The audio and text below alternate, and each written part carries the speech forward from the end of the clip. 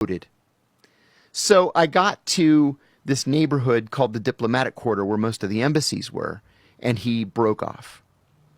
So I wrote myself a note when I got to my desk. I left that night. I worked 14, 15 hours, whatever it was. It was dark. It was dark when I arrived, and it was dark when I left. And as soon as I pulled out of the DQ, the Diplomatic Quarter, there he is again. I don't know how to respond to that. Oh, I'm sorry. Oh, your watch. Sorry. Yeah. As soon as I pulled out of the Diplomatic Quarter, there he was again. And I thought, oh, that's not good.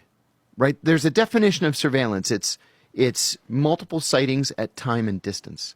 So you see him at multiple times, at different places, and at different points in your trip. Right. So I took this weird, circuitous, nonsensical route back to the guest house, and several blocks away, he dropped off again. I was really nervous. And that night, I got everything ready in advance for the next day, and I got up at 5 o'clock in the morning. And I went to the front door of the guest house. I opened it just a crack. I looked up and down the street, and I didn't see anything.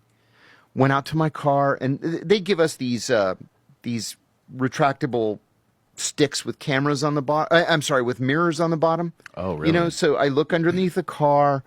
We all had them. Good God. I didn't see any like bomb or surveillance device or tracker or anything. So I got in the car and started driving, and son of a gun, there he is again. So I got to the embassy, and I was waiting for the security officer to come. He finally showed up around 7. And I said, listen, I'm under surveillance. I'm positive that I'm under surveillance. And he's like, well, how are you so sure? So I said, 3 sightings over 2 days, and I told him everything. He's like, ooh, yeah, okay, that's surveillance. We have to wait for the chief to come in.